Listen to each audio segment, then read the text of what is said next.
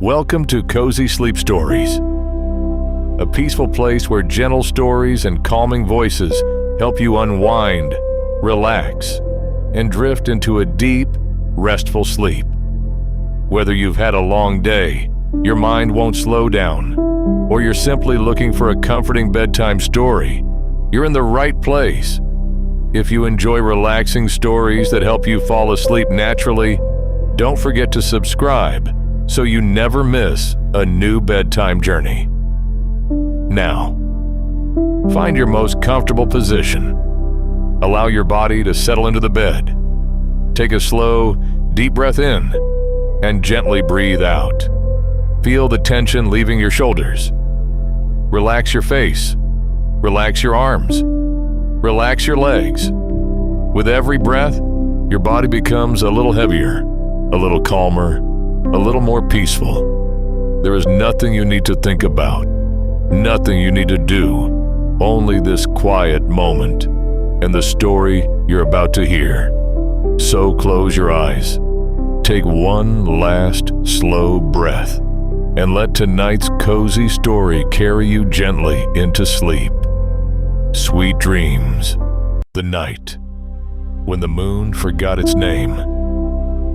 There are some nights when the moon seems closer than usual. It hangs above the sleeping world like a pale lantern, quiet and watchful, while the streets slowly empty. The windows grow dark, and the last voices of the evening fade into silence. Most nights pass without mystery. The moon rises, the stars appear, the wind moves gently through the trees, and somewhere, in houses both large and small, people close their eyes and allow the night to carry them toward sleep. But long ago, before people measured time with clocks, before kings built their palaces, and before sailors gave names to every star, there came one night unlike any other.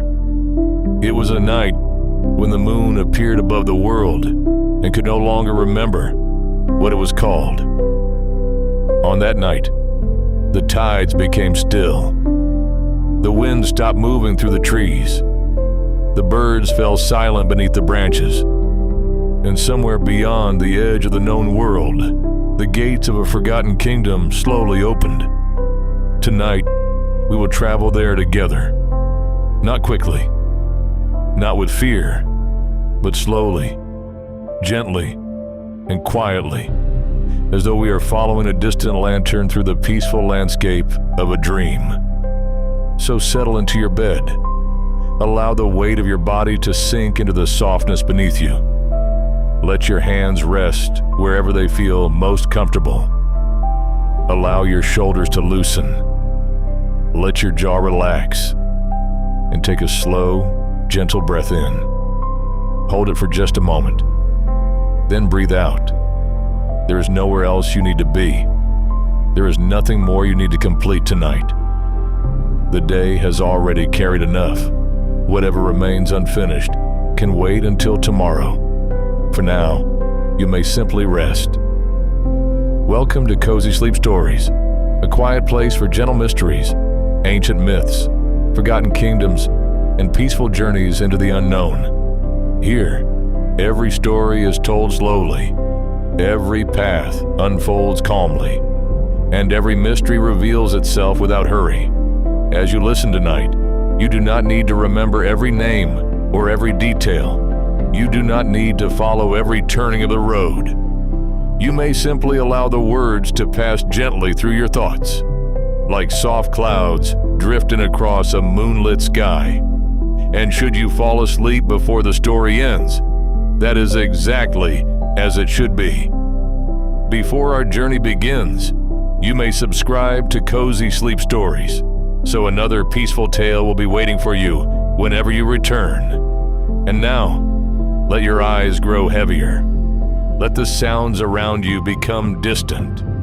Allow the room to feel still and safe. And imagine that, somewhere far beyond the familiar world, an ancient road is beginning to appear beneath the light of a nameless moon. Our story begins in a small coastal village called Eleanor. It was a quiet place, built between the sea and a line of high, weathered cliffs. Its houses were made from gray stone, with narrow windows and roofs covered in dark wooden tiles. Small gardens grew beside many of the homes, filled with rosemary, lavender, and pale flowers that opened only after sunset. The streets were narrow and curved gently down toward the harbor. There, wooden fishing boats rested beside old stone steps, their ropes creaking softly whenever the tide moved. During the day, Eleanor was filled with the familiar sounds of work. Fishermen sat beside the harbor repairing their nets. Shopkeepers arranged baskets of dried herbs, bread, candles, and fruit outside their doors. Children ran between the houses while gulls circled lazily above the rooftops. Smoke rose from chimneys. Bells sounded from the market square, and the scent of salt, warm bread, and burning wood drifted through the village. But in the evening, Eleanor became very quiet. The sea darkened. Lanterns appeared behind the windows. Families returned to their homes, and every door was closed before the final bell sounded from the old tower near the cliffs. The people of Eleanor followed many traditions. Some were cheerful celebrations of the seasons. Some were simple customs that helped the village live beside the unpredictable sea. And some were so ancient that no one remembered where they had begun. One of the oldest traditions concerned the moon. Every evening, shortly before sleep, the villagers looked through their windows and softly spoke the name they had given to the silver light above them. They called the moon Lunara. The name was never shouted. It was always spoken gently, as though greeting an old friend who had traveled a great distance through the night. To the people of Eleanor, Lunara was the keeper of the tides, the silver watcher, and the quiet lamp of the darkness. Parents taught the name to their children. Sailors whispered it before leaving the harbor. Those who lived alone spoke it into the silence of their rooms. No one knew why the moon needed to hear its name. The reason had been forgotten long ago. The villagers knew only that the custom mattered. And so, each evening, the name moved from house to house and from voice to voice until the entire village had spoken it. For many centuries, nothing unusual happened. The moon rose above the cliffs. The sea moved against the stones. The lanterns were extinguished, and the night passed peacefully. Then came the evening that would later be remembered as the night of the forgotten light. It began like any other autumn evening. A thin mist drifted inland from the sea. The fishermen returned earlier than usual, carrying baskets of silver fish that reflected the fading daylight. The air smelled of salt, wet rope, wood smoke, and distant rain. Beyond the cliffs, pale clouds gathered in long, delicate layers. They were not dark or threatening. They looked almost transparent, like pieces of silk spread carefully across the sky. Near the edge of the village stood a small house, surrounded by an untidy garden. Its walls were covered with climbing vines, and its windows were usually illuminated long after the rest of Eleanor had gone to sleep. An old historian named Orin lived there. Orin had spent most of his life collecting objects that other people considered useless. His shelves held broken maps, coins from vanished kingdoms, fragments of painted pottery, and stones marked with symbols no one could read. He kept letters written by people who had been dead for centuries. He owned bells that no longer rang, keys without locks, and tiny glass bottles containing sand from shores that no longer existed. Every room in his house was filled with books. Books rested on tables, beside chairs, beneath windows, and along the staircase. Some were written in familiar languages, Others contained alphabets that had disappeared from the world before Eliana itself had been built. The villagers liked Orin, although they often smiled at his unusual interests. They believed that he spent more time speaking with the past than with the living. Orin did not disagree. He had always believed that the past was never truly silent. It waited inside forgotten objects. It lingered in abandoned places. It rested between the lines of ancient books. And sometimes, when the world was quiet enough, it whispered. On the evening of the forgotten light, Orin sat beside his fireplace, studying a book he had discovered many years earlier. The book had no title. Its cover was made from dark blue leather that had faded almost to gray. There was no author's name. There was no date. There was only a small symbol pressed into the center of the cover. It showed a crescent moon hanging above a closed door. Orin had studied the book countless times. Most of its pages were blank. Others contained careful drawings of stars, islands, towers, and constellations that did not appear in any known sky. Near the end was a page that Orin had never been able to understand. It showed a great circular city beneath an enormous moon. 7 walls surrounded the city. 7 gates opened toward 7 different roads. At its center stood a tall palace without doors or windows. Beneath the drawing were 7 lines, written in an ancient language. For nearly 30 years, Orin had tried to translate them. He had compared the symbols with forgotten alphabets. He had searched through temple records, sailors' journals, and fragments of poems. But the meaning remained hidden. That evening, while the fire burned low and the mist gathered against the windows, the first line suddenly became clear to him. It described a night when the moon would forget her name and a sleeping road would return to the world. Orin leaned closer to the page. The ink appeared darker than before. The second line slowly revealed its meaning. It spoke of a silent sea and a forgotten gate that would open only when the tides became still.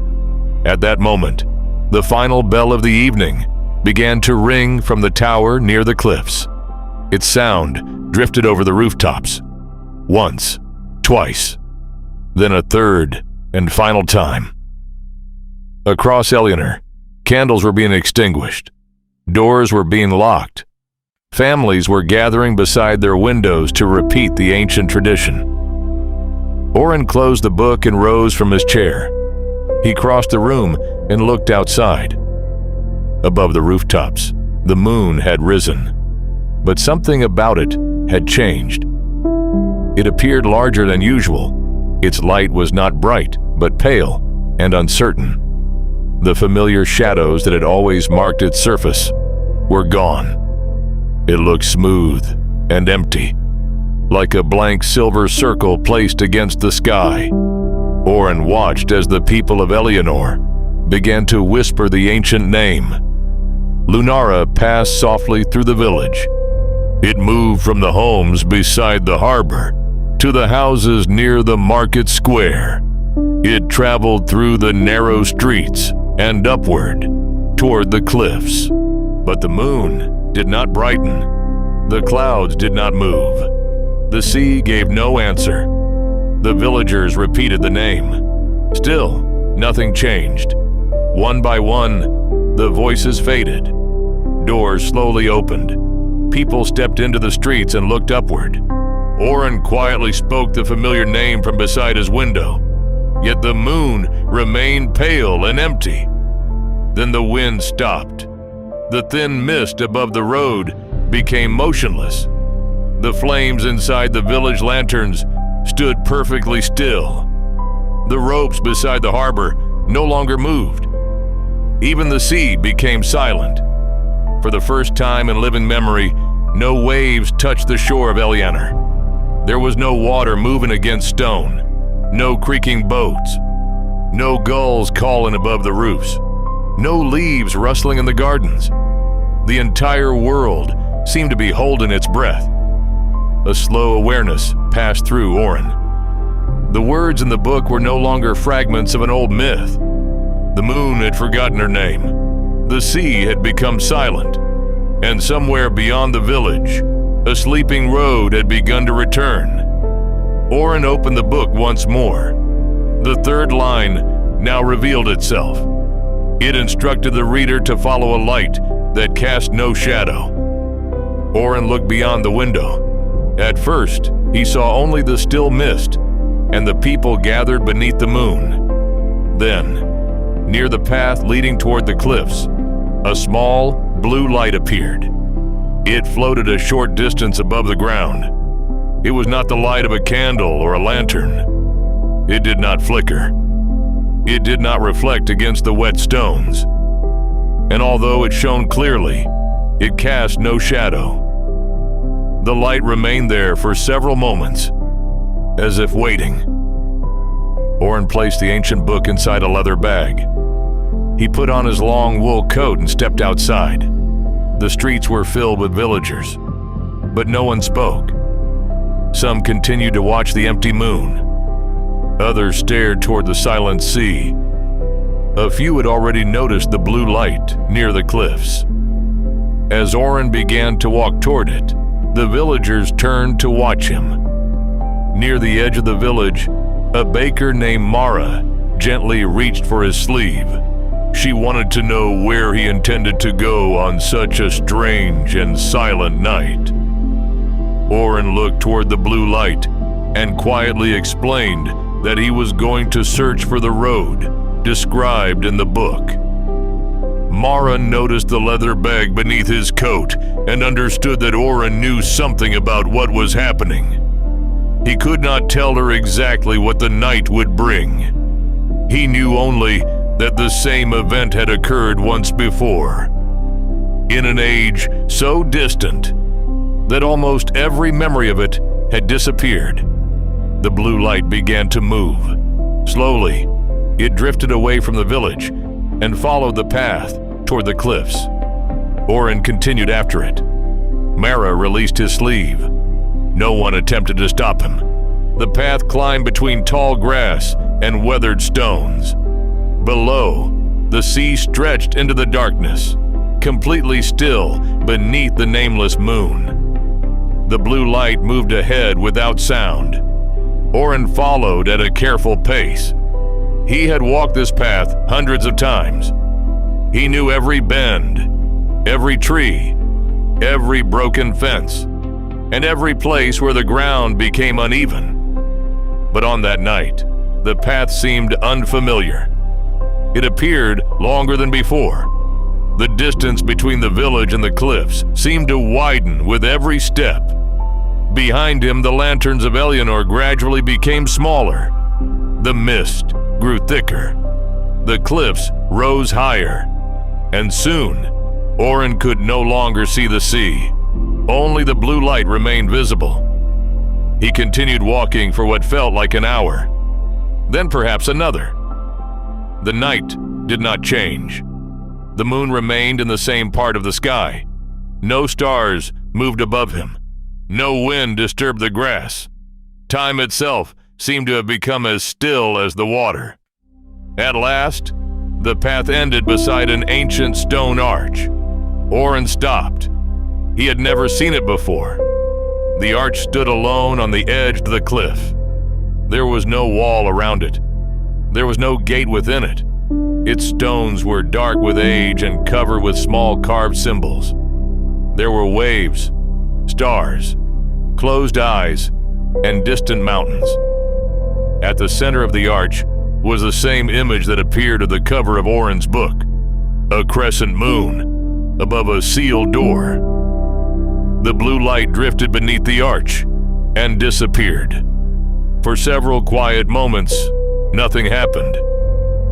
Then the empty space between the stones began to darken. It became deeper than the night around it. A faint, silver glow appeared within the darkness. Slowly, a road became visible. It stretched away from the arch, narrow and pale, suspended above an endless sea. There were no cliffs on the other side. There was no village.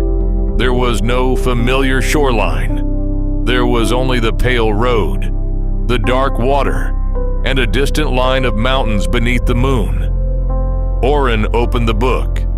The fourth line now described a road that no waking traveler could remember. The fifth spoke of a lighthouse standing beyond time. Orin looked through the arch. The road appeared solid, yet there was no land beneath it. The sea on either side was completely smooth. Far away, almost hidden by the mist, a single beam of light moved slowly through the darkness. It turned in a calm and steady circle. It came from a lighthouse. Orin felt the quiet fear that sometimes comes when a person stands before something ancient and impossible. It was not the sharp fear of immediate danger. It was deeper and slower. It was the feeling of discovering that the world was far larger than one had ever imagined. For a moment, he considered returning to Eleanor. He could close the book. He could walk back toward his warm house and sit beside the fire. Perhaps the moon would remember its name before morning. Perhaps the sea would begin moving again. Perhaps the mysterious road would disappear, leaving nothing but an ordinary cliff beneath an ordinary sky. But Orin had spent his entire life searching for proof that forgotten stories could be true. Now, one of those stories had opened a doorway before him. He could not turn away. Orin stepped beneath the arch. The air changed immediately. It became warmer and softer. The familiar scent of salt disappeared. In its place came the smell of rain, resting on stone, and flowers blooming in a distant garden. Orin turned to look back. The path toward Eliana was still visible through the arch, but it appeared very far away, as though he were looking at it through the wrong end of a telescope. The houses were tiny. The cliffs seemed distant. The world he knew had already begun to fade. Then the view within the arch slowly darkened. There was no sudden movement. There was no sound. The familiar landscape simply disappeared, like a candle gently covered by a hand. Orin was alone on the pale road. Ahead, the lighthouse continued to turn. A slow circle of white light moved across the horizon. Once, then again, and then once more. Orin began walking. The road beneath him was made from smooth white stones. Each stone carried a small symbol. Some showed birds. Some showed open hands. Some showed eyes. Others contained images of unfamiliar stars. Whenever Orin stepped upon them, they gave off a faint glow. His footsteps made almost no sound. The dark sea on either side of the road remained perfectly still. Yet beneath its surface, Orin occasionally noticed small lights moving far below. They resembled stars trapped beneath deep water. Some drifted slowly. Others gathered in quiet patterns before separating again. Orin wondered whether they were creatures, memories, or reflections from a sky that existed beneath the sea. After walking for some time, he noticed a change in the moon. Its surface was no longer completely empty. A thin mark had appeared across the pale light. Then another. Slowly, faint shapes began to form. They were not the familiar shadows Orin had known throughout his life. They resembled lines of writing, perhaps letters, perhaps names. He stopped and studied them. The marks looked similar to the symbols in the ancient book. Orin opened it again. The sixth line had become clear. It explained that the moon had not forgotten without reason. The seventh and final line revealed that when her true name was lost, the kingdom sleeping beneath her light would awaken. Orin looked toward the lighthouse. For the first time, he saw the figure of someone standing near the top of the tower. The figure remained beside the moving light. It appeared to be watching the road, waiting for him. Orin closed the book and continued forward. The lighthouse grew larger with every step. Its tower was built from dark stone and stood upon a small island at the end of the road. No waves touched the island's shore. No birds circled above it. The great lantern turned slowly behind tall panels of glass, sending its light across the silent sea. As Orin approached, a bell sounded from somewhere within the tower. It was a deep and distant note. After a long pause, the bell sounded again. The door at the base of the lighthouse opened. An elderly keeper stepped outside. He wore a long gray coat, and his white hair moved gently, although there was no wind. His face carried the marks of great age, yet he stood calmly and without weakness. In one hand, he held a lantern containing a blue flame. In the other, he carried a wooden staff covered with carved names. There appeared to be hundreds of them, perhaps thousands. The keeper walked to the edge of the island and waited until Orin reached the final stone of the road. Without surprise or alarm, he welcomed the traveler who had crossed the forgotten path. From the keeper's calm manner, Orin understood that he had been expected. The old man explained that another traveler had once followed the same road, although by the measurement of Orin's world, that journey had taken place more than 1,000 years earlier. Orin looked back.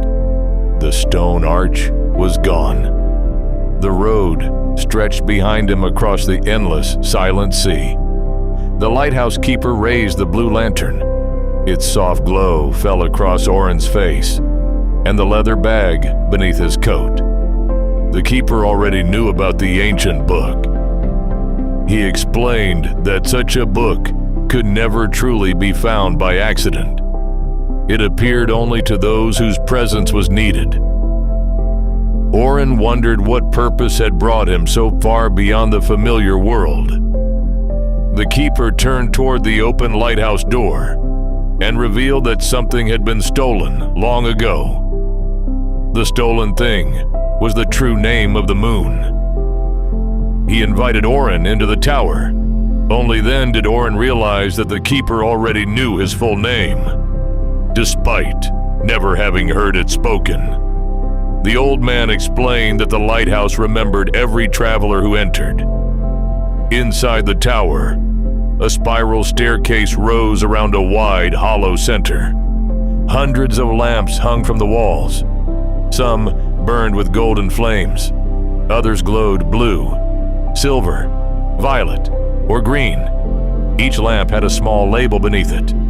Orin moved closer and discovered that every label carried a name.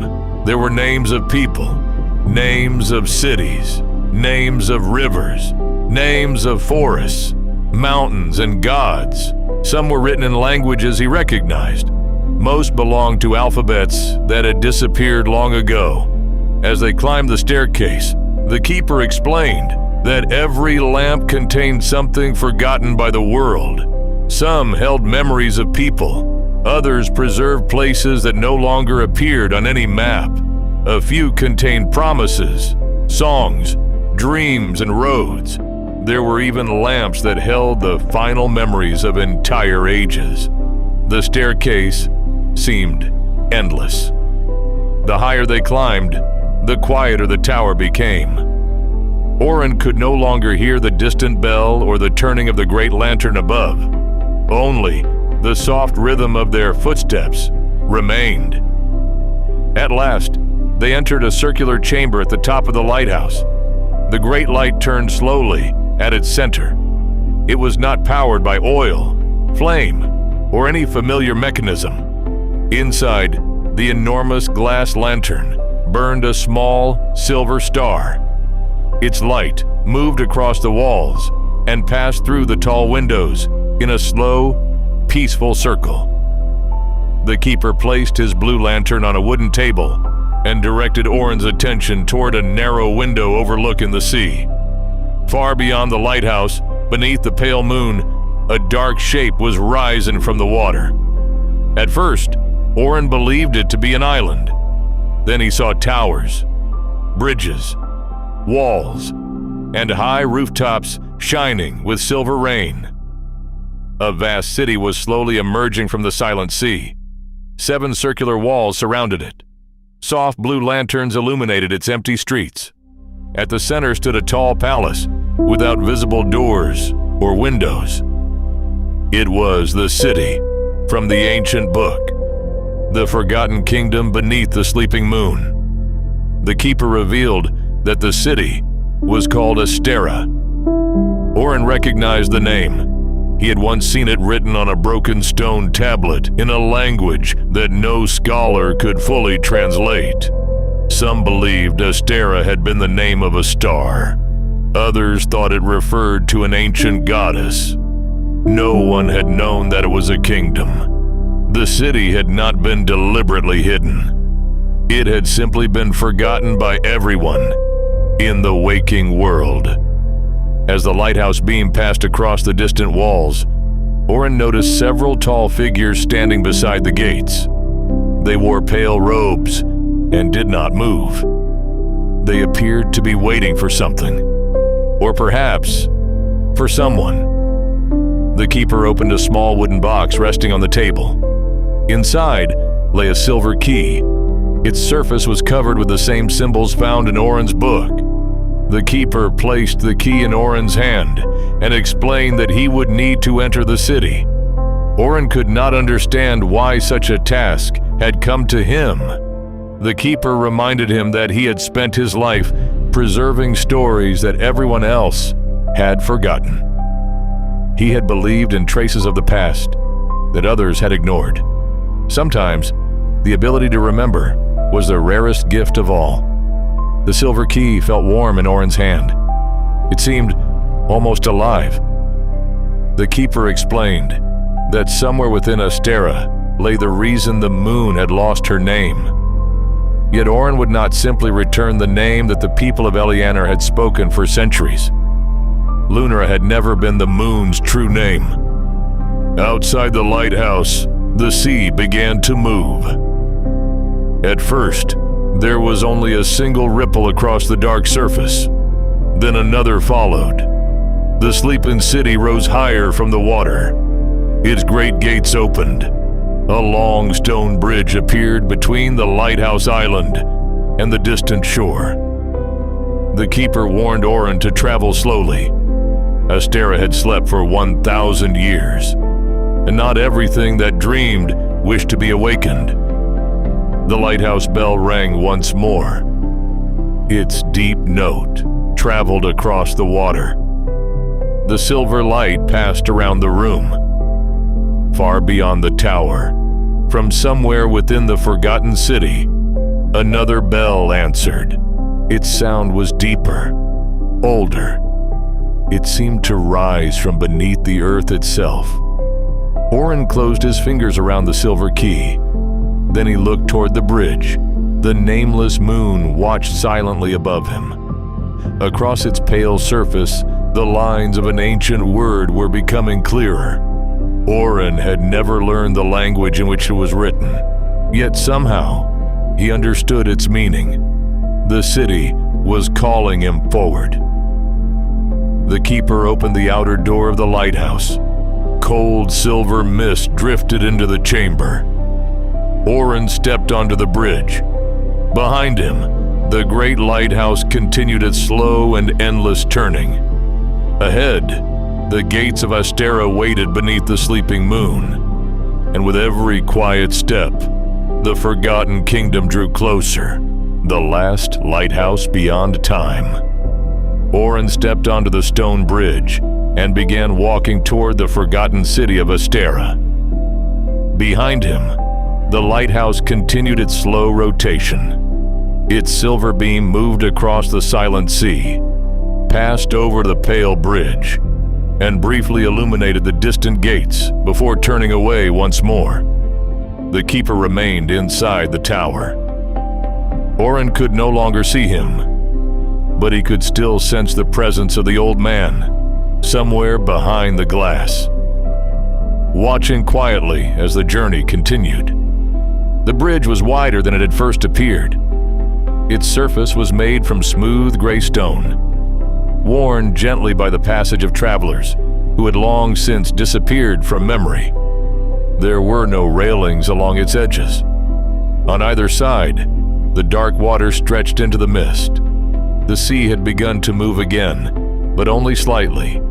Small ripples traveled across its surface and vanished beneath the moonlight. Orin walked slowly. The silver key rested inside his coat. The ancient book remained secure in the leather bag at his side. With every step, the lighthouse behind him seemed to grow farther away, while the city ahead appeared no closer. Its walls remained distant. Its gates remained still. And the pale-robed figures standing upon the towers did not move. The bridge seemed to exist outside ordinary distance. Orin had the strange feeling that he was not crossing a sea, but moving through a long space between two moments in time. The air carried no scent of salt. Instead, it smelled faintly of stone after rain. Far beneath the bridge, soft lights moved through the water. Some gathered into circles. Others followed the path of the bridge, as though accompanying him from below.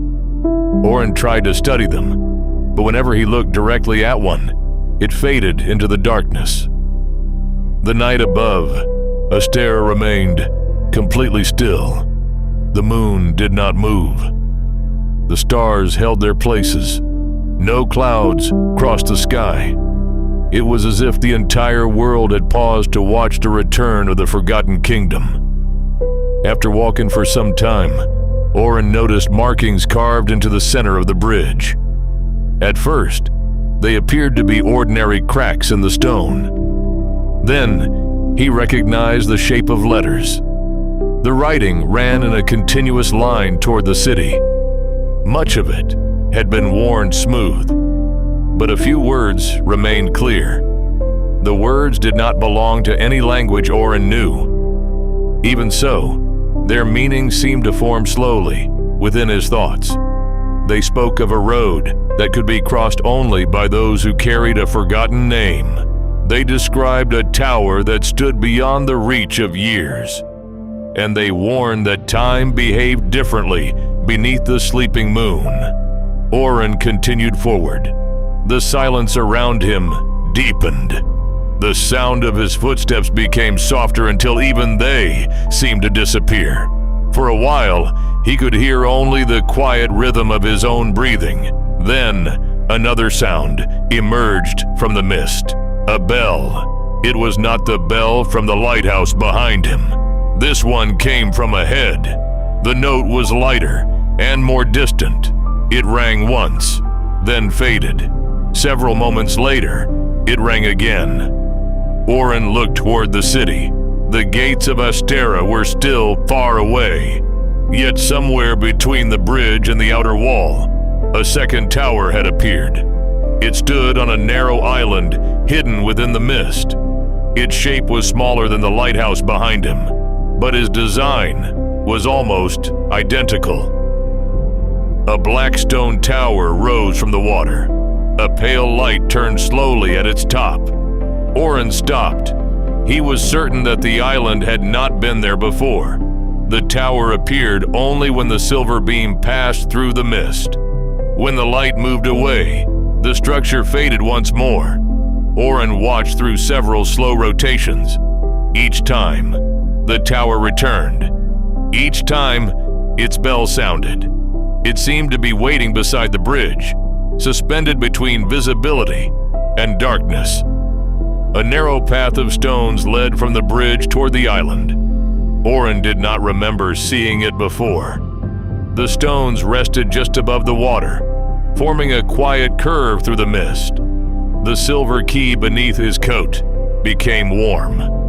The ancient book shifted inside the leather bag, though there was no wind. Orin understood that the path had appeared for him. He stepped away from the bridge. The first stone gave off a faint glow beneath his foot. Then, the next. The path led him toward the hidden tower. The sea moved gently around the stones, though no water touched their surface. As Orin approached, the lighthouse became clearer. Its walls were covered with pale vines.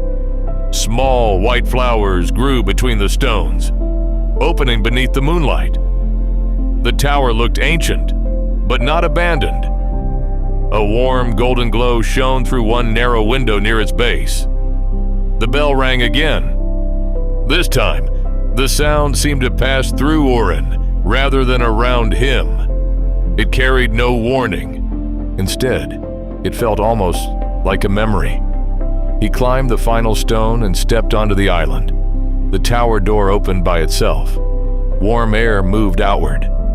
It carried the scent of old paper, cedar wood, and a distant fire. Inside was a small circular room. Unlike the vast lighthouse behind him, this tower contained no spiral staircase. There was only a wooden table, a single chair, and a round window facing the sea. A lantern burned upon the table. Beside it lay a closed book. The walls were covered with clocks. There were hundreds of them. Some were small enough to fit inside a hand. Others were larger than the window. Their faces were made from silver, brass, stone, glass, and dark wood. Some had numbers, some had symbols, some had no markings at all. None of the hands were moving. The room was completely silent. Orin stepped inside. The door closed gently behind him. The clocks remained still. On the table, the closed book slowly opened. Its pages turned by themselves until they reached a page near the center. A single sentence had been written there. It explained that the tower did not measure time.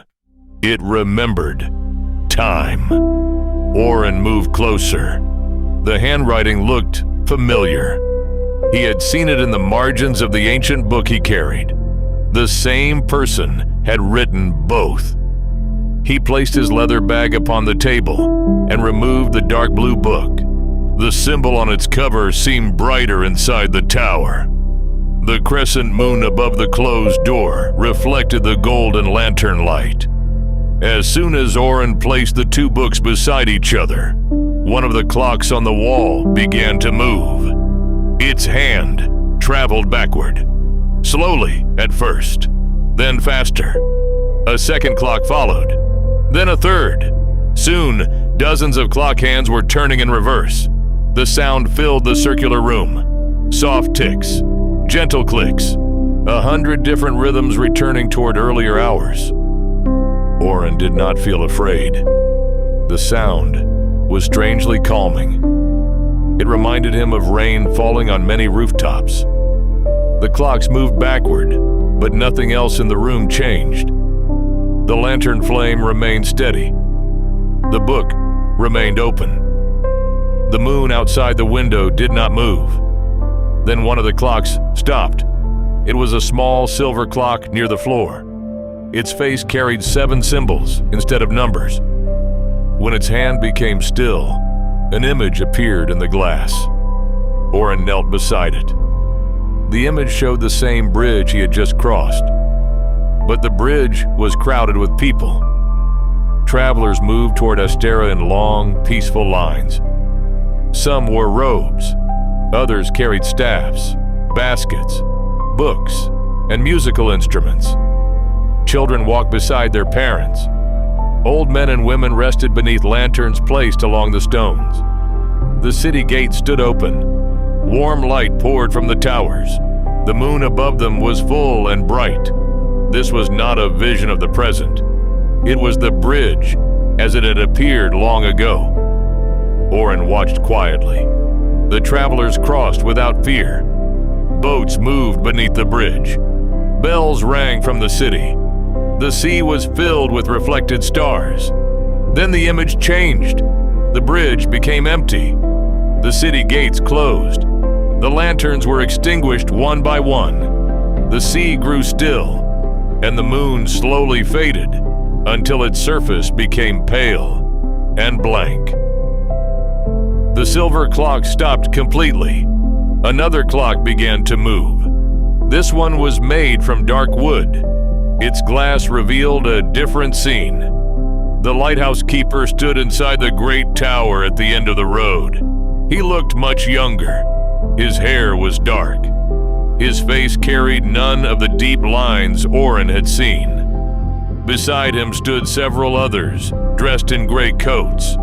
Together, they tended the silver star inside the great lantern. The tower was full of voices and movement. Lamps burned along the stairway. Travelers arrived and departed through many doors. The keeper had not always been alone. The image moved forward. The other keepers disappeared one by one. Some left the tower. Others faded from view as years passed around them. The young keeper grew older. His hair turned gray, then white. Still, he remained beside the silver light. The world outside changed. Cities rose along distant shores and vanished again. Forests grew where kingdoms had once stood. Languages changed. Stars shifted. Yet the keeper remained in the tower. The clock showed centuries passing around one quiet figure. At last, the image faded. Orin understood why the tower was called the Lighthouse beyond time. The keeper had not lived for 1,000 years in the ordinary sense. Inside the lighthouse, time did not move as it did elsewhere. He had simply continued his duty while entire ages passed beyond the sea. Another clock began to tick. Its face was made from blue glass. This time, the image showed a woman standing beneath a moonlit arch. She wore a long white robe and carried a silver bowl. Her face could not be seen clearly. Around her stood 7 people, wearing crowns made from different metals. Behind them rose the walls of Asterra. The woman lifted the bowl toward the sky. The moon shone brighter. The 7 crowned figures lowered their heads. Orin watched as the light from the moon entered the silver bowl. Within the light, a word appeared. It was the same ancient word that had formed upon the moon before he left the lighthouse. Orin could feel its meaning, but he could not yet hear its sound. The woman carried the bowl into the city. The 7 rulers followed. The image changed. A great chamber appeared beneath the palace. At its center stood a stone well filled not with water, but with light. The woman poured the moonlight into the well. The ancient word disappeared beneath the surface. The chamber doors closed. The scene faded. Orin rose slowly. The tower had shown him a ceremony from the past. Somewhere beneath Asterra, the true name of the moon had been placed inside a well of light. He wondered whether this had been done to protect it, or to hide it, or perhaps to keep the moon connected to the city. The open book on the table turned another page. A new passage appeared. It explained that names were more than sounds. A true name carried memory. It held the shape of what something had been, what it had become, and what it might one day be. To steal a true name was not simply to change a word. It was to separate a being from its own history. Orin looked through the round window. The moon remained pale. Its surface carried the faint outline of the unknown word. The lighthouse beam continued to sweep across the mist. The hidden tower seemed to float between the city and the bridge. Orin understood that Asterra had not merely forgotten the moon's name. Someone had taken the name from the well, and when it vanished, The kingdom had fallen asleep. The clocks around the room slowed. One by one, their hands became still again. The tower returned to silence. Only one clock continued to move. It hung directly above the door. Its face was made from clear crystal. There were no hands upon it. Instead, a small point of light traveled around the edge. As Orin watched, the light stopped. The crystal face became dark. Then it reflected the circular room. Orin saw himself standing beside the table. He saw the two ancient books. He saw the lantern and the silent clocks. But in the reflection, he was not alone. A pale figure stood behind him. The figure wore a long robe. Its face was hidden beneath a hood. In its hands, it carried a silver bowl. Orin turned. The room was empty. He looked back at the crystal clock. The figure remained in the reflection. It lifted one hand and pointed toward the closed door. Then the reflection changed. The image showed the stone bridge outside. A dark shape stood upon it. The shape was tall and narrow. It faced the hidden lighthouse. It did not move. The mist passed through it. The silver key inside Orin's coat became suddenly cold. The ancient book closed by itself. The lantern flame grew smaller. Orin felt the tower warning him. The presence on the bridge was not one of the peaceful travelers from the past. It had come from the direction of Asterra, and it was waiting.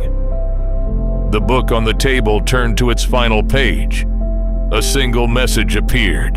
It warned that those who stole names could also follow those who carried them. Orin placed the dark blue book back inside his leather bag. He moved toward the door. Before he could touch it, the crystal clock changed once more. The pale figure in the reflection lowered its hood. For just a moment, Orin saw the face of a woman. Her expression was calm, but deeply sad. A silver mark rested in the center of her forehead. It had the shape of a crescent moon. Orin recognized her from the earlier vision. She was the woman who had carried the moon's true name into the palace. The reflection faded. The clock became clear again. The door opened. Outside, the dark figure was gone. The path of glowing stones still connected the island to the main bridge. Orin stepped into the night. The warm light behind him dimmed. When he turned, the hidden lighthouse was already fading into the mist. The flowers along its walls closed. The golden window disappeared. The tower bell sounded one final time. Then the island was gone. Orin stood once more upon the bridge. The city of Asterra seemed closer now. Its outer walls rose high above the water. The pale-robed figures were still waiting beside the gates. But something had changed. There were more of them than before. They lined the walls in complete silence. Their robes moved gently, though the air remained still. Orin resumed his journey. The images from the clocks stayed with him. The crowded bridge, the younger lighthouse keeper, the woman with the silver bowl, the well of light beneath the palace, and the dark figure hidden within the mist. He now understood that the lighthouse was more than a guide across the sea. It was a keeper of memories that time had abandoned. It preserved the moments the world had lost. Without it, the past would disappear completely. Orin wondered how many forgotten stories remained inside the silent clocks. How many kingdoms had risen and fallen beyond the reach of recorded history. How many names had once been spoken beneath stars that no longer appeared in the sky. The thought did not make him feel small. Instead, it brought a strange sense of peace. The world had always been larger than any single life, and yet each memory mattered. Each name mattered. Each person who remembered kept some small part of the past alive. The bridge continued beneath the moon. Orin walked without hurry. The mist thinned. The city gates became clearer. They were made from pale stone and covered with carved images of stars, birds, and sleeping faces. 7 towers rose behind them. A blue flame burned at the top of each tower. As Orin approached, the figures along the wall slowly lowered their heads. There were no faces beneath their hoods, only darkness and a faint silver glow. The great gates began to open. They moved without sound. Beyond them lay a wide road lined with empty lanterns. The road passed through the sleeping city and climbed toward the palace at its center. Orin reached the final stones of the bridge. The silver key grew warm once more. The ancient book pressed lightly against the side of the leather bag, almost as though it contained a heartbeat. Above the gate, words appeared in pale light. Orin did not know the alphabet, but he understood the message. The city remembered him. He stepped through the open gates. Behind him, the bridge remained visible beneath the moon. Far away, the last lighthouse beyond time continued its slow turning. Its beam crossed the sea. It passed over the hidden places between years, and for one brief moment, it illuminated the road ahead. Then, Orin entered Asterra. The gates closed gently behind him. The city was silent, but it was no longer asleep. The boat that sailed without water. The gates of Asterra closed gently behind Orin. There was no echo, no grinding of stone, no final sound to mark the boundary between the city and the bridge beyond it. One moment, the road across the sea was still visible beneath the moon. The next, the pale gates rested together, and Orin stood alone inside the forgotten kingdom. The city was silent, but it was no longer asleep. A wide stone avenue stretched before him. Tall buildings rose on either side, their walls covered with silver vines and carved patterns of stars. Blue lanterns hung above the road, although none of them were lit. Their glass surfaces reflected the pale moonlight and gave the impression of closed eyes, waiting to open. The buildings of Asterra were unlike those of Eleanor. They had no sharp corners. Their roofs curved gently upward. Their windows were narrow and tall, framed by pale stone. Many of the doors stood open, revealing dark interiors filled with shadows. Orin could see tables, shelves, woven carpets, bowls, and chairs. Everything appeared untouched. It was as though the people of Asterra had stepped away only a few moments earlier and might return at any time. Yet dust rested nowhere. No leaves had gathered in the streets. No stone had cracked. The city had not decayed during its long sleep. It had simply waited. Orin moved slowly along the avenue. The silver key remained warm inside his coat. The ancient book rested within the leather bag at his side. With every few steps, he felt a faint vibration beneath his feet. It was almost too gentle to notice. It resembled the slow rhythm of something breathing deep below the city. Above him, the nameless moon remained still. The ancient word upon its surface had grown clearer. Orin still could not pronounce it. Whenever he tried to imagine its sound, the thought slipped away. It was like trying to remember a dream after waking. The meaning remained, the shape remained, but the name itself would not stay. He passed beneath a tall archway and entered a quiet square. At its center stood a fountain. The basin was made from dark stone, and 7 figures had been carved around its edge.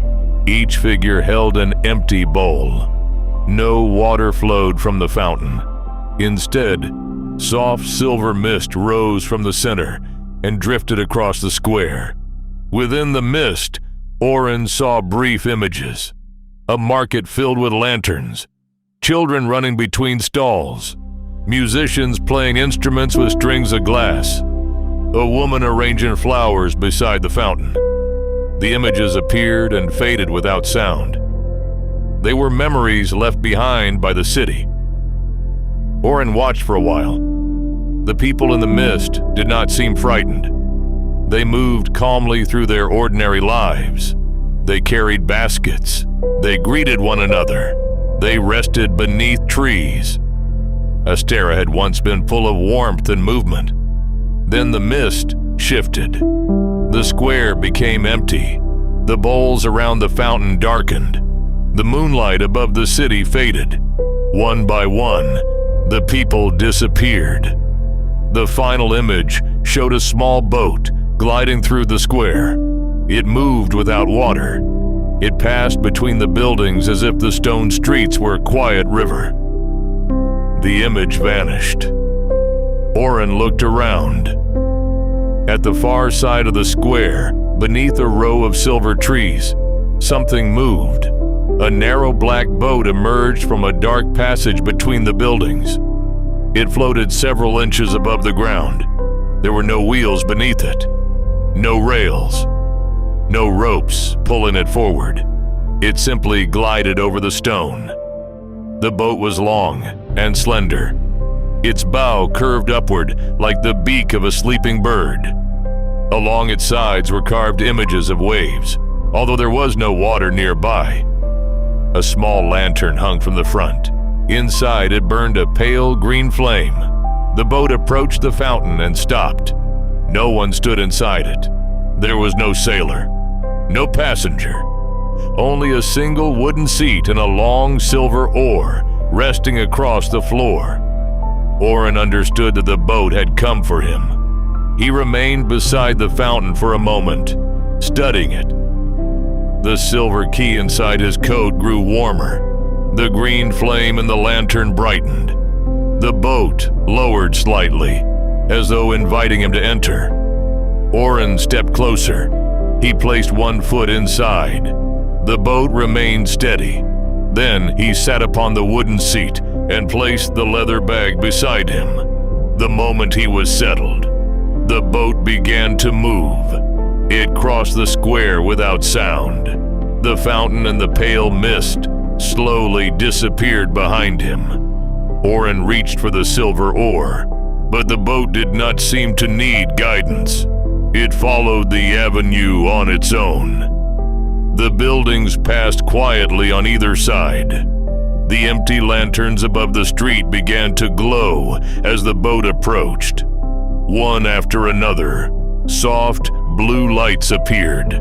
They remained lit for only a short time, then faded again once Orin had passed. The boat seemed to awaken a path through the city. Orin watched the streets unfold before him. They curved through districts of silent workshops, gardens, towers, and halls. Some buildings contained shelves filled with glass bottles. Others held instruments, books, or unfinished sculptures.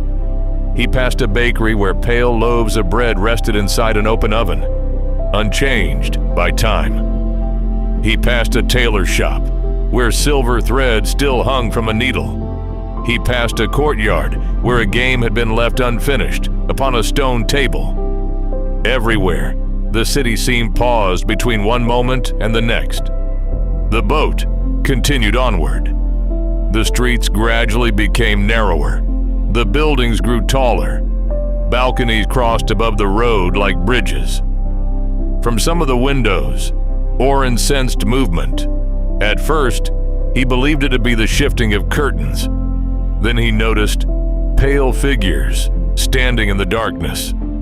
They wore long robes similar to those of the silent guardians at the city gates. None had visible faces. They watched the boat pass. Some stood alone. Others gathered in small groups. They did not move closer. They did not raise their hands. They simply observed. Orin felt no immediate danger, yet their presence made the city seem more awake than before.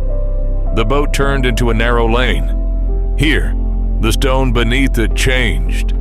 The road became covered with faint lines of blue light. They flowed in gentle curves, branching and joining like a river seen from above. The boat followed these glowing lines. Orin understood that the streets of Asterra had once carried more than footsteps. The city itself had been built around hidden currents. Perhaps water had once flowed beneath the stone. Perhaps something older than water still did. He leaned slightly over the side of the boat. The blue lines beneath him appeared to move. They drifted slowly beneath the pavement, carrying fragments of light.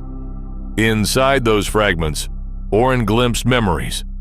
A hand closing a window, a candle being lit, a child placing a flower upon a doorstep, a musician sleeping beside an open instrument. The hidden river beneath Asterra carried the city's forgotten moments. The boat moved along it without touching the ground. After some time, the buildings opened onto a wide terrace. Beyond it lay what appeared to be a harbor. There were docks. There were towers with hanging ropes. There were stone steps descending in long rows. But there was no sea. The harbor basin was completely dry. Hundreds of boats rested above the empty floor. Some were small and simple. Others were long vessels with carved sails and narrow decks. All of them floated in the air. They moved gently, rising and falling as though resting upon invisible waves. The boat carrying Orin entered the harbor. It joined a silent current between the docks. Above the empty basin, small lights drifted like fireflies. The green lantern at the bow shone more brightly. Orin noticed that many of the other boats also carried lanterns. Some glowed blue, some gold, some violet. A few were dark. Those without light remained motionless. The illuminated boats turned slowly toward Orin as he passed. It was not the movement of living creatures. It felt more like recognition. The vessels remembered the presence of a traveler. At the center of the harbor stood a circular platform. 7 tall posts rose around it. Each held a bell. The bells were made from different metals: silver, bronze, gold, iron, copper, black stone, and a pale material that appeared almost transparent. The boat carried Orin toward the platform. When it arrived, the vessel stopped beside a narrow stair. Orin stepped out. The boat remained floating behind him. At the center of the platform stood a map carved into the stone. It showed Asterra from above. 7 walls surrounded the city. 7 roads led toward the central palace. 7 districts formed circles around it. The dry harbor lay near the 3rd wall. A line of silver light moved across the map. It began at the city gate, followed the road Orin had traveled, and stopped at the harbor. Then a second line appeared. It led away from the platform toward the northern district. At the end of the line was a symbol of a closed eye beneath a tree. Orin recognized the sign. He had seen it in the ancient book. It marked the forest, where the old gods were said to whisper. The silver line continued beyond the forest toward the palace. The city was guiding him along a longer path, not directly to the center. There were places he needed to see first. Orin looked at the 7 bells. The transparent bell moved slightly. There was no wind. It sounded once. The note was so soft that it seemed to occur inside his thoughts, rather than in the air. The other bells answered. Each produced a different tone. Together they created a slow and gentle sequence. The sound moved across the harbor.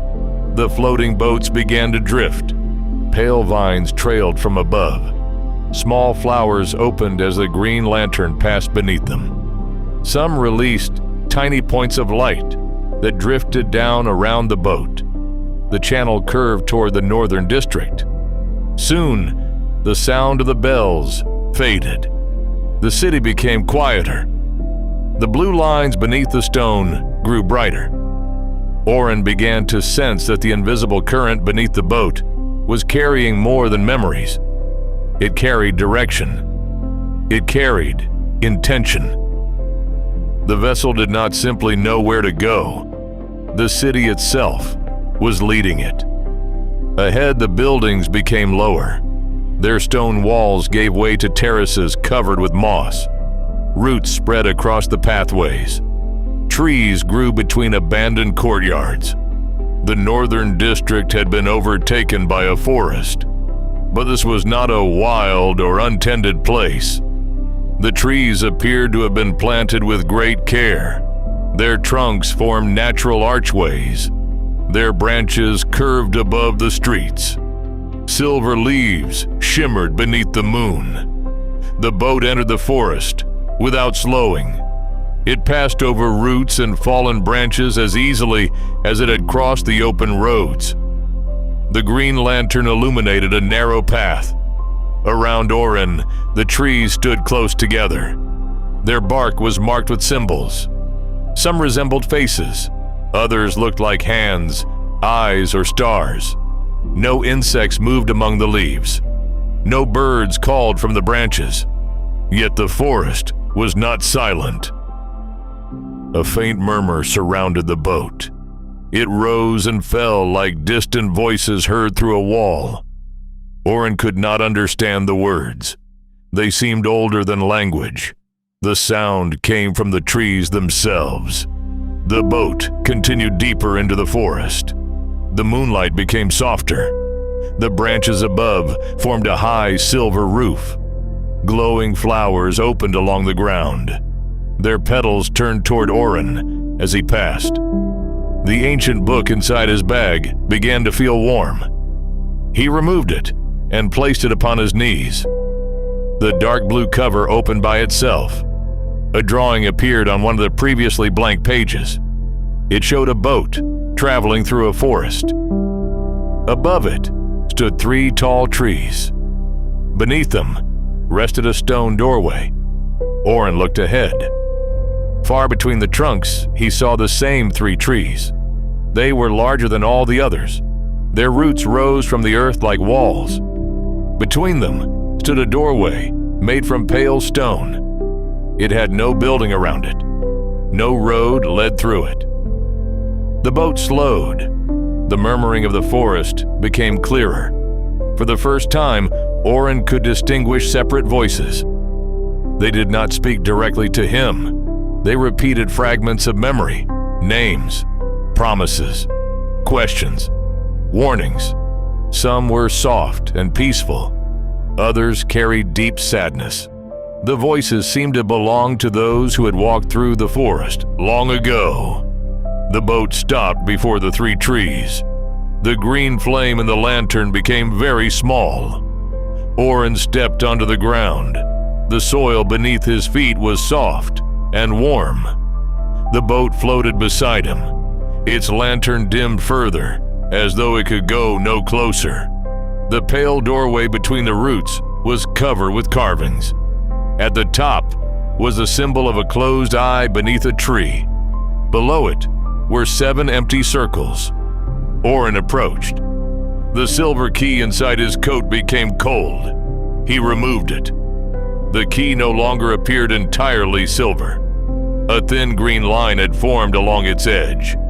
When Orin held it near the doorway, the first of the 7 circles began to glow. The stone beneath the carving moved gently. A keyhole appeared. Orin placed the silver key inside. It turned without resistance. The doorway opened. Beyond it was not another part of the forest.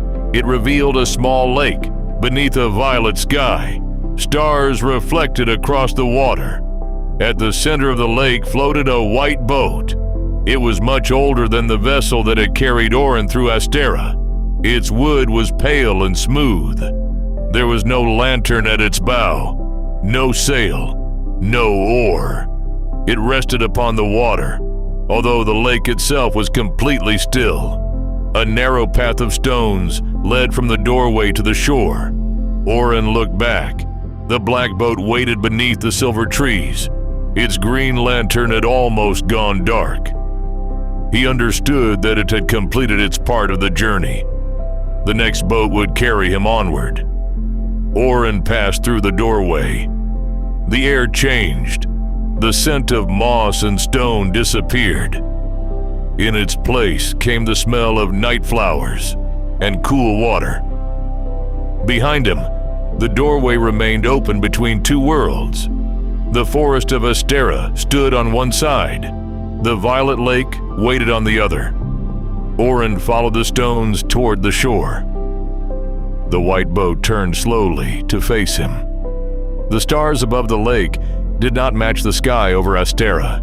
They formed unfamiliar patterns. Some were bright and close. Others appeared as small silver clouds.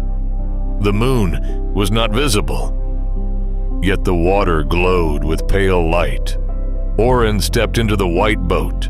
It lowered gently beneath his weight. The ancient book closed. The silver key returned to its place inside his coat. The moment Orin sat down, the boat began to move. No wind touched the lake. No oar entered the water. No current disturbed the surface. The boat sailed forward without leaving a ripple. Orin watched the shore recede. The stone doorway became smaller. The silver forest beyond it faded into mist. Soon, there was only the lake and the violet sky. The water was so still that the boat seemed to float between two heavens. Stars shone above him. Their reflections shone below. The horizon disappeared. Orin could no longer tell where the sky ended and the lake began. The boat moved through a vast field of light. For a long time, nothing changed. The quiet was deep and peaceful. Orin listened to his breathing. He felt the gentle movement of the vessel beneath him. The journey seemed to carry him farther from ordinary time. Then the stars beneath the water began to move. They gathered into long lines. The lines formed images. Orin saw the outline of Asterra. He saw the 7 walls. He saw the palace at the center. But the city in the water was different. It did not appear asleep. Its streets were filled with people. Its towers shone brightly. The moon above it carried a clear and brilliant name. The image showed Asterra as it had once been. The boat sailed across the reflection. The scene changed. Orin saw 7 crowned figures standing beside the well of light beneath the palace. The woman with the silver bowl stood among them. Her crescent mark shone upon her forehead. Together, they lowered the true name of the moon into the well. The light filled the chamber. The city above grew brighter. Then one of the 7 figures stepped away. The face remained hidden. A dark cloak concealed the crown. The figure returned alone after the ceremony. It stood beside the well. A hand reached into the light. The reflected image trembled. The moon's true name rose from the water. The figure carried it away. The moment the name left the chamber, darkness spread through the city. The towers dimmed. The gates closed. The people fell asleep where they stood. The image dissolved beneath the boat. Orin remained still. He now knew that the name had not been lost by accident. It had been stolen by someone who had once ruled Asterra. One of the 7 crowned guardians had betrayed the city. The lake darkened. The stars beneath the water disappeared. Ahead, a faint golden light appeared. It came from a small island at the center of the lake. A single tree grew there.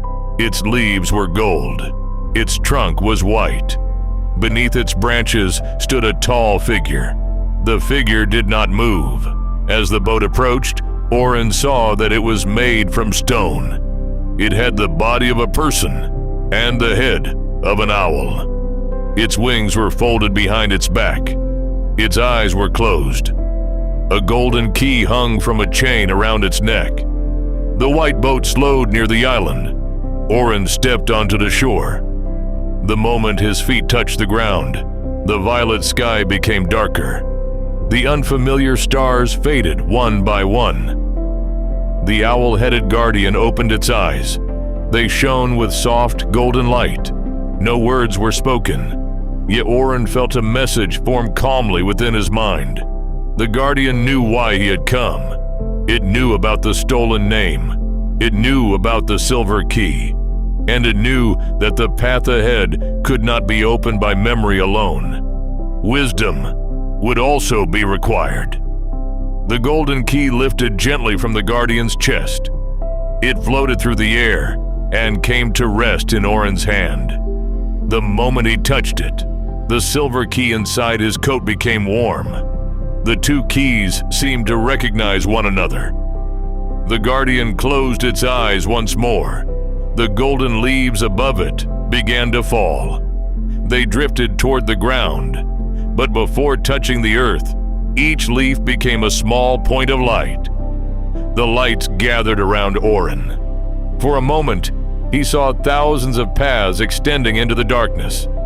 Some led toward the palace. Some returned to the city. Some vanished beneath the lake. Only one path remained illuminated. It led beyond the island toward a distant line of trees. The path was not made from stone. It was formed from moonlight resting upon the surface of the lake. The white boat turned toward it. Orin placed the golden key beside the silver one. Then he returned to the vessel. The boat moved away from the island. Behind him, the owl-headed guardian became still beneath the golden tree. Ahead, the path of moonlight stretched across the water. The boat sailed without wind. It sailed without oars. And beneath it, the lake remained perfectly still. Far beyond the golden island, the dark outline of a forest appeared. The trees were ancient. Their branches reached high into the violet sky.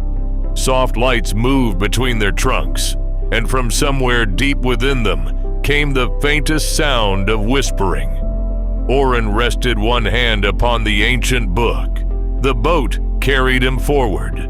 The last lights of the island faded behind him. The moonless lake grew darker, and the forest, where the ancient gods still whispered, waited quietly ahead. The forest, where ancient gods still whisper. The white boat moved quietly across the moonless lake. Behind Orin, the golden island had already disappeared into the darkness. Ahead, the ancient forest grew larger with every passing moment. Its trees rose high into the violet sky. Their branches twisted together like the beams of a vast, forgotten temple. Soft lights drifted between the trunks. Some moved slowly near the ground. Others floated among the leaves like distant stars. The boat continued without wind, without oars, and without leaving even the smallest ripple behind it. Orin remained still. One hand rested upon the ancient book. The other stayed near the two keys hidden inside his coat.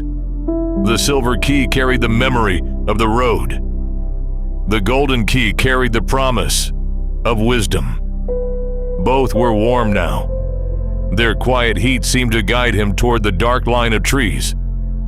As the boat approached the shore, Orin began to hear the whispering more clearly. At first, it sounded like leaves moving in a distant breeze. Then, separate rhythms emerged. Some voices were deep and slow. Others were soft and almost musical. None spoke loudly. None seemed to come from a single place. The murmurs passed through the forest, from root to branch, from stone to stream, as if the entire woodland were remembering an ancient language in its sleep. The boat reached the shore and gently stopped. There was no dock. only a narrow bank of pale sand beneath the trees. The moment Orin stepped onto the land, the boat turned away from him. It drifted back across the lake, becoming smaller until it disappeared among the reflections of the stars. Orin stood alone at the entrance of the forest. The path before him was covered with silver moss. Tall flowers grew on either side. Their petals remained closed, yet faint light shone through them from within. The air smelled of cedar, wet earth, and something sweet that Orin could not name. It reminded him of fruit ripening in summer. It also reminded him of pages from very old books. The forest seemed both wild and carefully arranged. Roots formed natural steps, branches curved above the path, stones rested in perfect circles beneath the trees. Nothing appeared accidental. Orin opened the ancient book. A new image had formed on one of its blank pages. It showed a forest beneath 7 stars.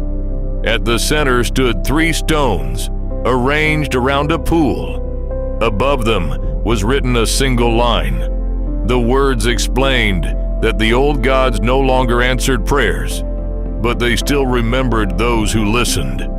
Orin closed the book and began walking. The silver moss brightened beneath his feet. The path curved gently between enormous trees. Some trunks were wider than houses. Others divided into many branches close to the ground, creating chambers of leaves and shadow. Carvings covered the bark. Orin saw faces with closed eyes, hands holding stars, birds carrying small suns in their beaks, figures kneeling beside rivers. The images had softened with age, yet they remained visible. They told stories without words. Stories of rain, stories of fire, stories of harvests, storms, births, journeys, and long, peaceful winters. The whispers moved around Orin. At times they seemed to speak his name. At other times, they repeated words he had not heard since childhood. Fragments of songs, names of distant relatives, the sound of his mother reading beside a window, the memory of his father closing the door before a storm. The forest did not speak only of ancient things. It seemed to draw forgotten moments from everyone who entered. Orin continued carefully. He did not try to answer the voices. He simply listened. The deeper he traveled, the more the world behind him faded. The lake disappeared. The violet sky became hidden by leaves. Even the pale glow of the path grew softer. Soon, the only light came from the flowers and the slow-moving sparks among the branches. After some time, Orin reached a clearing. At its center stood a stone statue. It had the body of a woman and the antlers of a great forest animal. Long carved robes flowed around its feet. One hand held a bowl. The other rested over its heart. Vines had grown across the statue's shoulders. Small white birds slept among the antlers. At the base of the statue was a round hollow filled with clear water. Orin approached. The surface of the water reflected no trees. Instead, it showed a field beneath a bright morning sky. People moved through tall grass. They carried baskets and long wooden tools. At the edge of the field stood a temple made from living branches. The antlered woman stood before it, not as stone, but as a living figure. She placed both hands upon the earth. Rain began to fall.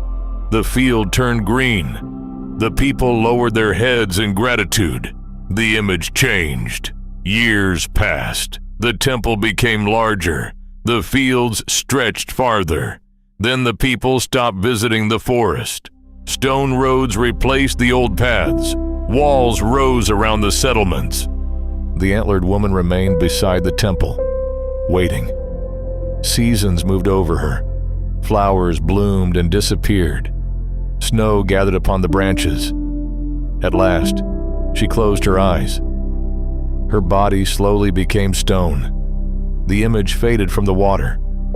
Orin understood that the statue represented one of the ancient guardians of the land, a being once remembered by thousands, now preserved only by the forest itself. The whispers around the clearing became quieter. A single thought formed gently in Orin's mind. The old gods had not vanished. They had simply become too deeply forgotten to remain awake. Orin looked at the sleeping birds among the stone antlers. Their feathers rose and fell with their breathing. The sight brought him a strange sense of comfort. Even forgotten things could still offer shelter. He continued along the path. The forest changed as he walked. The trees became darker. Their leaves turned from silver to blue. Thin streams crossed the path, glowing faintly beneath the roots. The water moved uphill. It flowed toward the deeper parts of the woodland. Orin followed it. The whispers began to carry clearer images. He saw a city burning beneath a red sky. He saw sailors kneeling beside a calm sea. He saw a child placing bread upon a stone altar. He saw 7 crowned rulers standing in a circle beneath the moon. The final image remained longer than the others. The 7 rulers held keys. 1 silver, 1 golden, 1 blue, 1 black, 1 white, 1 red, and 1 made from clear crystal. Together, the keys opened a door beneath the central palace of Asterra. Behind the door rested the Well of Light. Orin touched the 2 keys beneath his coat. He now understood that they were part of a larger set. 7 keys for 7 guardians. 7 paths through the Forgotten Kingdom. The moon's true name had been protected by more than a single lock. The traitor who stole it must once have possessed one of those keys. Perhaps more than one. The stream led Orin toward a grove of pale trees. Their trunks were smooth and white. No leaves grew upon their branches. Instead, hundreds of small bells hung from the wood. They were made from shells, glass, clay, bone, and silver. None moved. Yet as Orin entered the grove, the bells began to sound. Not all at once. One bell rang near the edge of the path. Then another deeper within the trees. A third answered from far away. The notes traveled through the grove in a slow pattern. Orin recognized it. It was the same sequence he had heard from the 7 bells in the dry harbor. The sound guided him forward. At the center of the grove stood a circular stone platform. 3 tall stones surrounded a shallow pool. They matched the image from the book. 1 stone was marked with a sun, 1 with a moon. The 3rd carried the symbol of an open eye. The pool between them was filled with dark water. 7 stars reflected upon its surface, although the sky remained hidden above the forest. Orin stepped onto the platform. The bells fell silent. The dark water began to glow. A figure appeared within the reflection. At first, Orin thought it was his own face. Then the image changed. An old man sat beneath a tree. His beard reached nearly to the ground. His eyes were closed. Around him, animals rested in complete peace. A fox slept beside a deer. Birds perched upon the back of a wolf. A snake curled near the old man's hands. The figure represented another ancient guardian, the keeper of quiet thought, the one who listened before speaking. The image remained still. Then a message formed in Orin's mind. Wisdom did not begin with knowing. It began with waiting long enough to hear what others had missed. Orin stood beside the pool and listened. At first, he heard only the fading echo of the bells. Then, the forest revealed another sound, a slow knocking. It came from beneath the ground. 3 quiet knocks, a pause, then 3 more. Orin looked around the platform. The open-eye stone had begun to glow. At its base, A narrow opening appeared. It led downward beneath the roots. The passage was small, but not dark. Pale blue light shone from stones set into the walls. Orin entered. The opening closed behind him. The path descended in a gentle spiral. Roots passed through the walls and ceiling. Some were thin as thread. Others were wider than pillars. The deeper Orin traveled, the warmer the air became. The whispering followed him underground. Here the voices were older. They no longer carried personal memories. They spoke in slow patterns that seemed closer to music than language. Orin felt the sounds rather than understood them. They carried images of the world before cities. Mountains rising from the sea, forests spreading across empty land, rivers changing course. The first fires lit beneath the stars. The first names spoken for the moon. At the bottom of the passage stood a round chamber. Its walls were formed entirely from roots. At the center rested a stone table. Upon it lay a blue key. She placed it upon the stone table. Then she touched one hand to her heart. The vision revealed that she had guarded the rivers, dreams, and hidden memories of Asterra.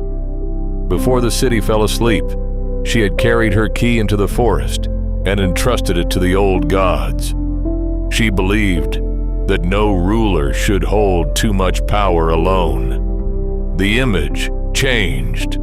The dark-cloaked traitor entered the chamber after her departure. The traitor searched the roots but could not find the key. A black-gloved hand touched the stone table.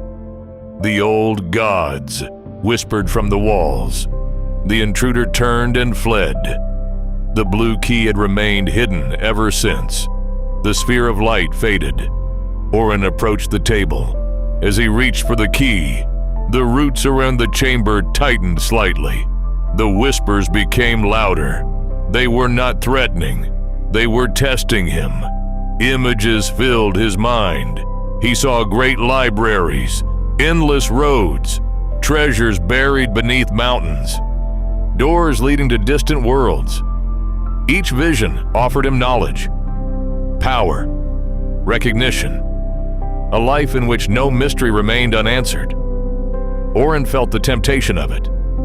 He had spent his entire life seeking forgotten truths. The forest seemed to offer all of them, but he also understood the cost. To know everything was to leave no space for wonder. To possess every secret was to turn the world into something small. Orin allowed the visions to pass. He did not reach for them. He remembered the quiet lighthouse keeper, the ordinary people in the memories of Asterra, the child leaving bread beside the altar, the villagers of Eleanor softly speaking the name Lunara before sleep. Not all knowledge needed to be owned. Some things deserved only to be protected. The whispers softened. The roots relaxed.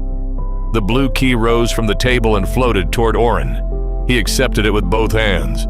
It felt cool, not cold, but calm. The silver and golden keys warmed beneath his coat. The 3 keys gave off a faint shared vibration. The chamber brightened. A new symbol appeared on the wall. It showed a river flowing backward beneath 7 stars. Orin recognized the next stage of the journey.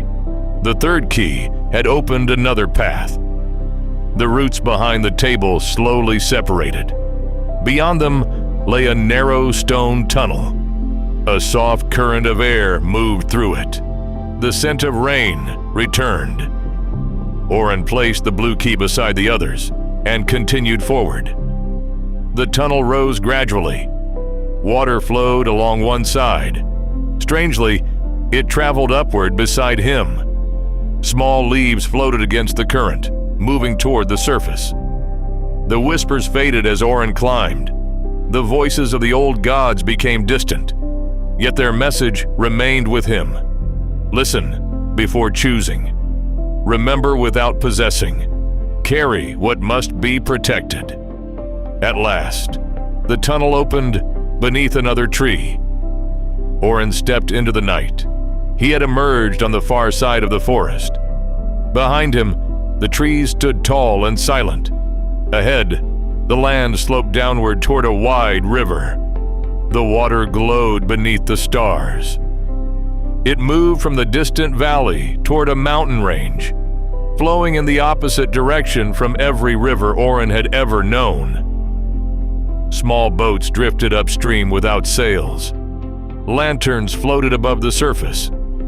Far beyond the river, the towers of Asterra rose once more. The central palace seemed closer now. Its dark shape stood beneath the nameless moon. Orin looked back toward the forest. For a brief moment, 3 figures stood among the trees. The antlered guardian, the old man surrounded by animals, and a tall woman wearing a crown of branches. They watched in silence. Then the lights among the trunks faded. The figures returned to stone, roots, and memory. Orin turned toward the river.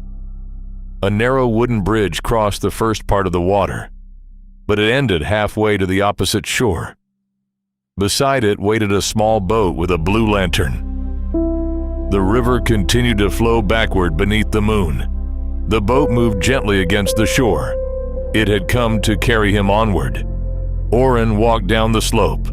Behind him, the forest, where the ancient gods still whispered, became quiet once more.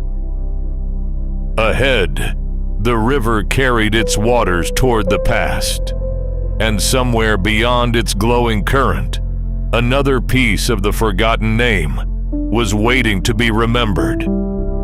The keeper of forgotten dreams. Orin walked down the gentle slope toward the glowing river.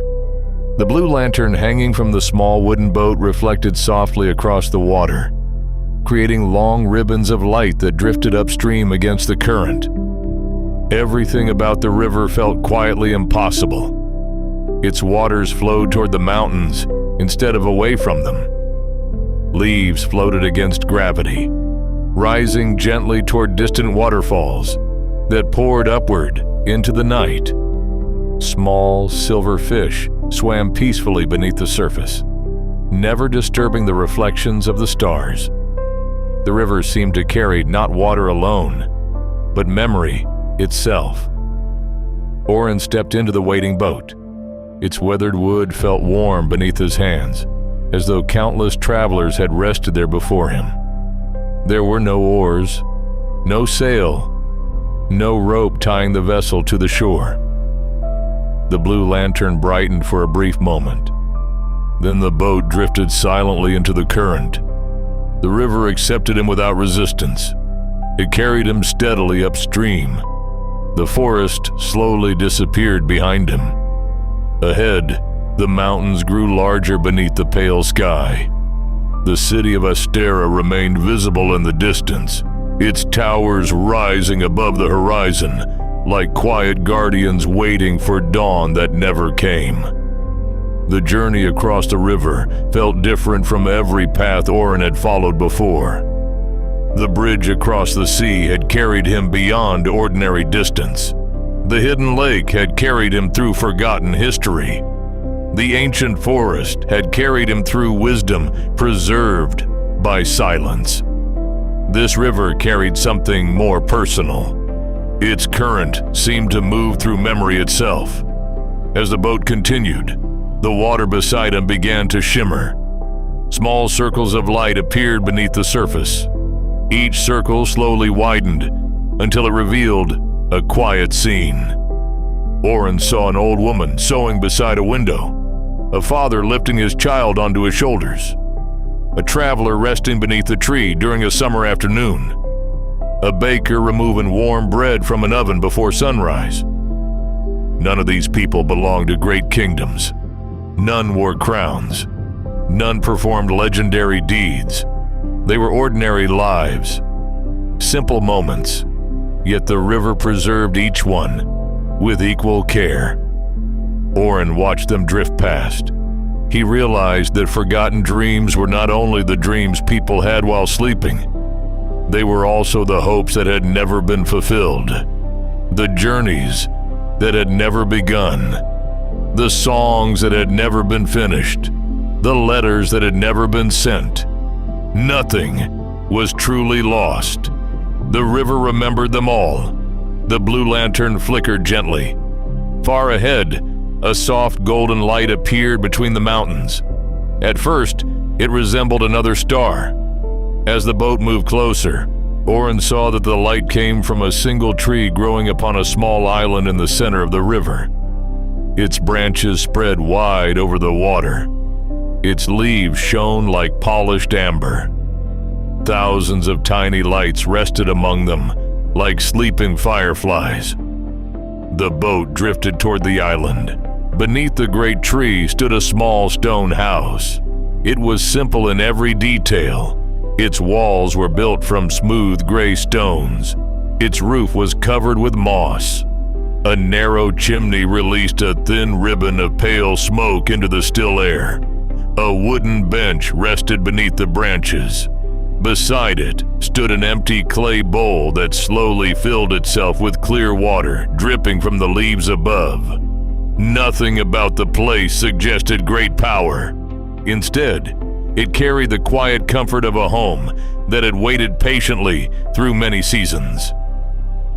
The boat reached the shore. Orin stepped onto the island. The blue lantern remained glowing behind him. It did not fade, nor did it drift away. It simply waited at the edge of the water. The ground beneath the great tree was covered with soft grass. Small, white flowers opened wherever Orin walked. They closed again after he passed, leaving no trace of his footsteps. The air felt warmer here. The whispering voices from the forest had disappeared. Even the river became almost completely silent. Only the gentle sound of water flowing toward the mountains remained. Orin approached the small stone house. The wooden door stood slightly open. Inside, the room was illuminated by dozens of candles. Their flames did not move. Shelves lined the walls from floor to ceiling. Upon every shelf rested small glass jars. Some contained feathers. Others held folded pieces of paper. A few were empty. Others glowed faintly with soft colors.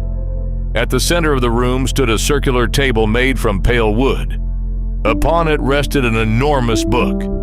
Its pages were thicker than parchment and edged with silver thread. The book was already open. Its blank pages slowly turned one by one, though no wind touched them. Orin stepped closer. As he looked down, words began appearing across the empty page. The writing did not form all at once. Each sentence emerged gradually, as though being remembered rather than written. The page explained that every forgotten dream eventually arrived at this place. Some came within hours. Others wandered for centuries before finding the river. None were judged. None were discarded. Each was simply remembered. Orin rested his hand lightly upon the edge of the table. The enormous book turned another page. This time, instead of words, an image appeared.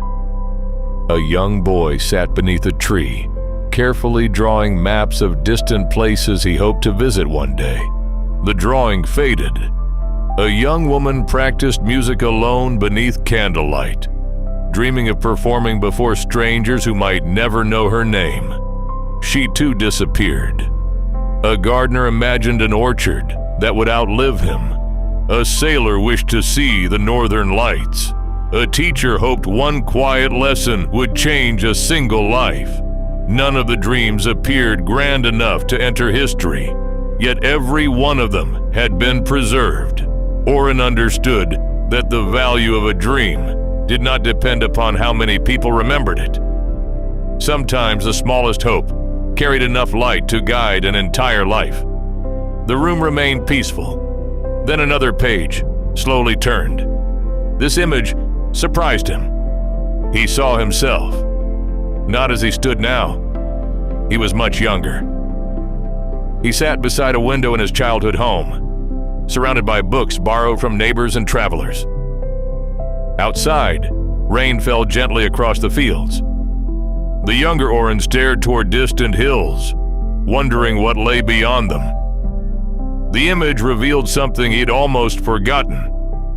Long before he wished to become a historian, he had simply wanted to understand why old stories disappeared. He had believed that every forgotten tale left an empty place somewhere in the world. That simple childhood question had quietly shaped his entire life. The page faded. The book closed halfway.